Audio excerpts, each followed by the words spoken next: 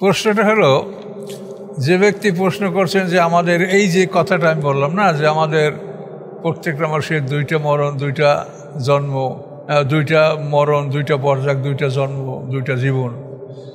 তো এখন যদি মন কান নেকিরের সুয়াল জবাব হয় তাহলে তিনটে হয়ে যায়।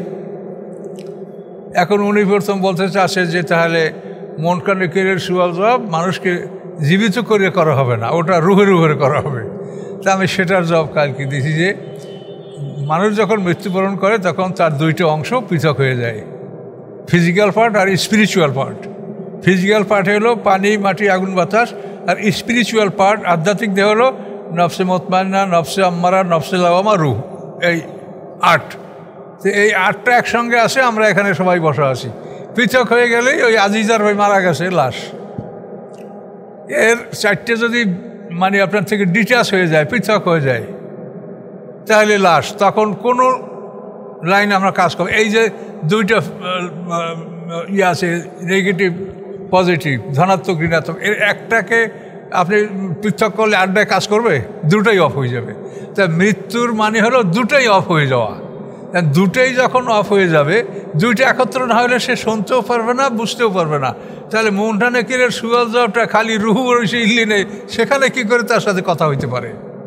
কথা হইতে গেলেই দুইটাকে একত্রিত করতে হবে, তা নাহলে কথা সম্ভব না। এগুলো তারা চিন্তা গবেষণা না করে মুখস্থ কথা বলে সব। এখন ওই লোক বলছে যে তাহলে শহীদরাও তো জীবিত, তাহলে তারা কি, তাহলে তাদের জীবন কি 3টা?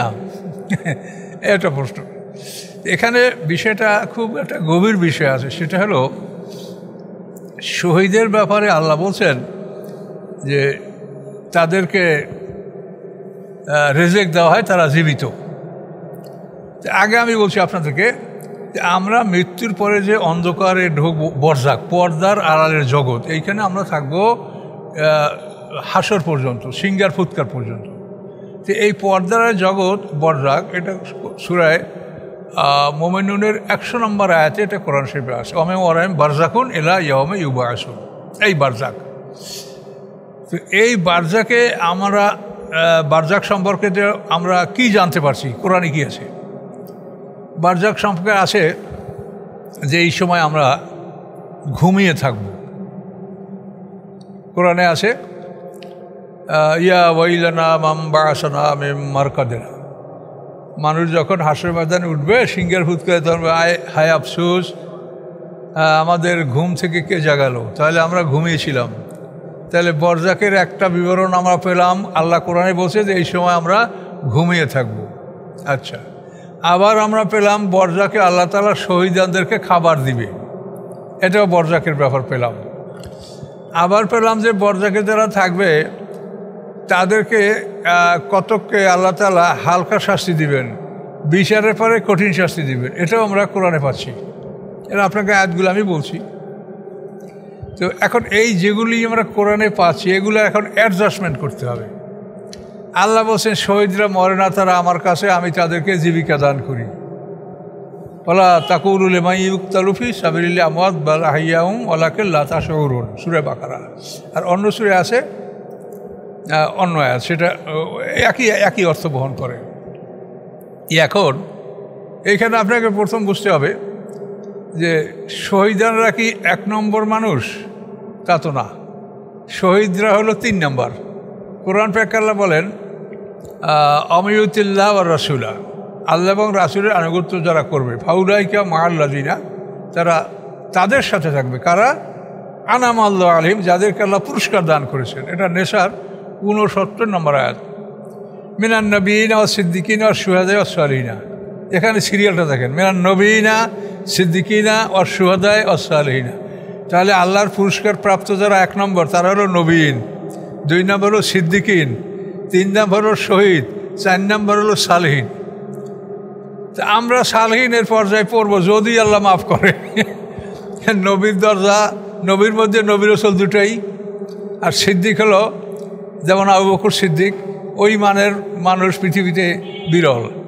আর নবীদের কল্লা সিদ্দিক বলছেন, ইউসুফ ইয়া সিদ্দিক আছে না কোরআনে? তারপরে আজকুর ফিল কিতাবে ইদ্রিস ইন্নাহু কানা সিদ্দিকান নাবিয়্যা আছে না? নবীরাও সিদ্দিক।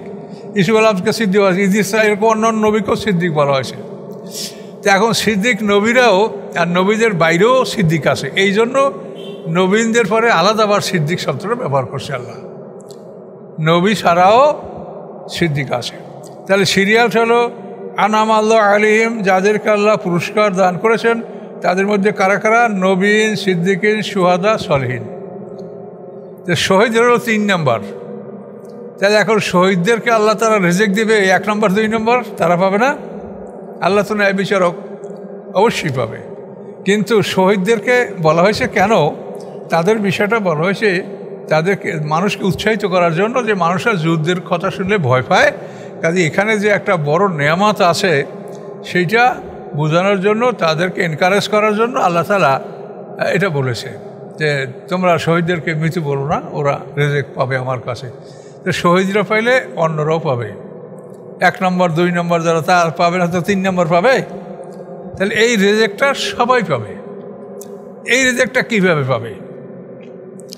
এটা আমরা যতখানি আমাদের গবেষণা বা কোরআন থেকে আমরা যতখানি বুঝেছি সেটা হলো যে মৃত্যুর পরে সিঙ্গার ফুৎকার পর্যন্ত এই যে বর্জাকারের জগৎ, এই জগতে ওই যে কথাটা আছে না যে আমরা ঘুমিয়েছিলাম, ঘুম থেকে কে জাগালো?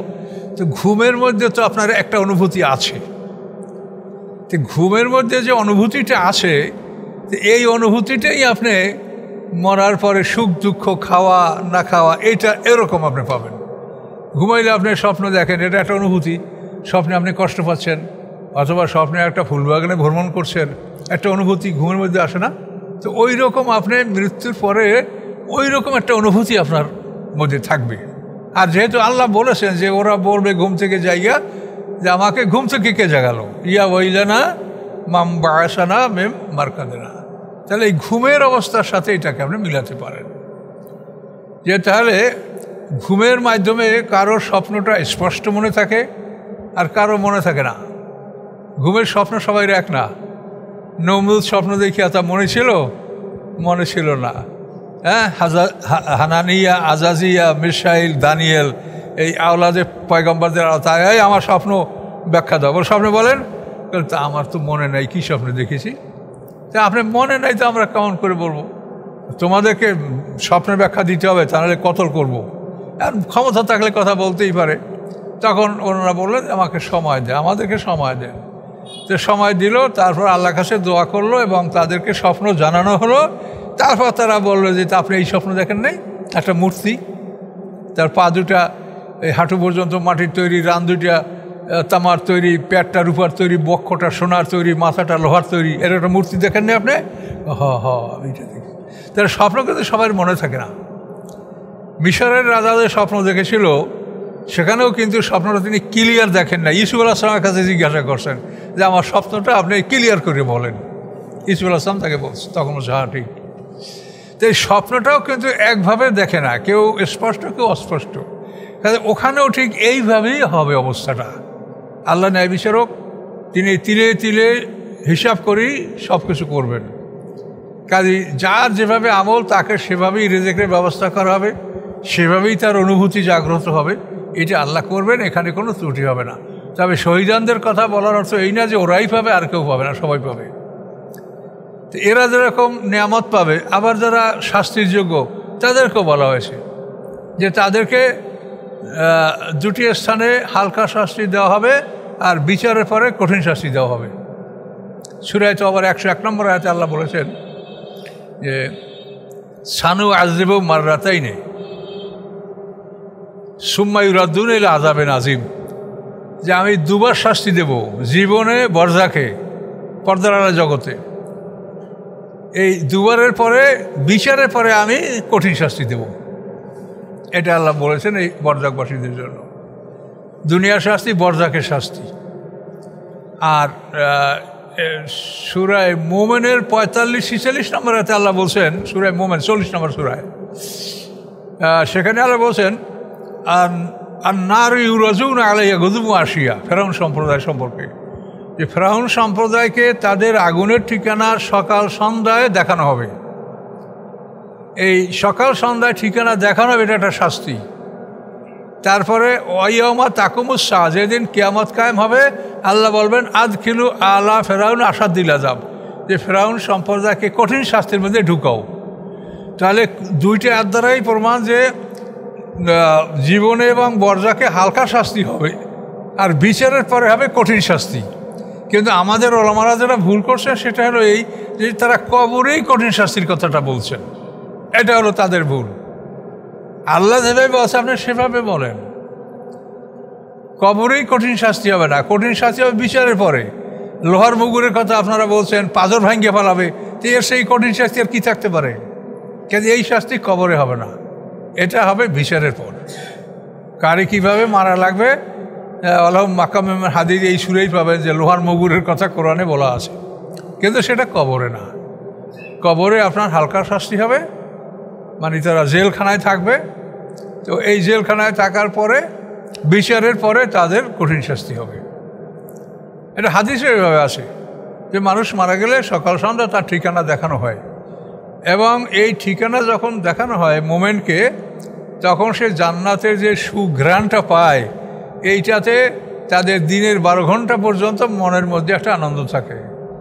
আবার যখন আর একবার দেখে, দিনে 2 বার তো সকাল বৈকাল, তখন ওই সুঘ্রাণ আবার 12 ঘন্টা তার মধ্যে স্থায়ী থাকে, ফলে সে একটা আনন্দের মধ্যে থাকে। আর যে জাহান্নামী, তাকে জাহান্নাম থেকে যে জাহান্নামের যে মানে গ্যাস, যে উত্তাপ, এইটা যে সে পায়, এই যে 12 ঘন্টা তার মধ্যে কষ্ট থাকে। আবার দ্বিতীয় 12 ঘন্টা আবার দ্বিতীয়বার দেখে, তাতে করে এই 24 ঘন্টা সে কষ্টের মধ্যে থাকে। এগুলো হাদিসের ব্যাখ্যার মধ্যে আছে। কিন্তু আমরা এই অরিজিনাল কথাগুলি, সঠিক কথাগুলি না বলে আমরা কবরই একবারে পিটান মারিয়া মুগুর দিয়া মাটির মধ্যে মিশিয়ে ফেলানো হলো, চাপ দিয়া পাথর ভাঙ্গে দিক থেকে দিক দিয়ে গেল। তো এইসব কথাগুলি অতিরিক্ত, এগুলি কোরআন হাদিসের সাথে মিলে আছে। ওগুলোর জন্য আছে জাল হাদিস, নকল হাদিস। আর আমি যেটা আছি, আমার এই প্রত্যেকটা কথা হাদিসে আছে। এই যে হাদিসটা বললাম, এটা বুখারী মুসলিম দুটার মধ্যে হাদিসটা আছে, আর কোরআন আয়াত তো আছে। তো এখন আপনার বিষয়টা বুঝতে পারছেন যে মরার পরে শহীদানদের এটা কি জন্য আল্লাহ বলেছেন। তো রেজেক্টটা শুধু শহীদানরা পাবে না, সবাই পাবে। আল্লাহ ন্যায় বিচারক, আর যারা জান্নাতবাসী হবে তারা সবাই কবরে শান্তির মধ্যেই থাকবে। তারা কবরে হোক বা যেখানে হোক, বরজাকে হোক, সবাই এটা মোটামুটি শান্তির অবস্থার মধ্যে তারা থাকবে। তো এই পর্যন্তই। আপনার প্রশ্ন উত্তর কি এর মধ্যে গেছে, না আছে কিছু বাকি?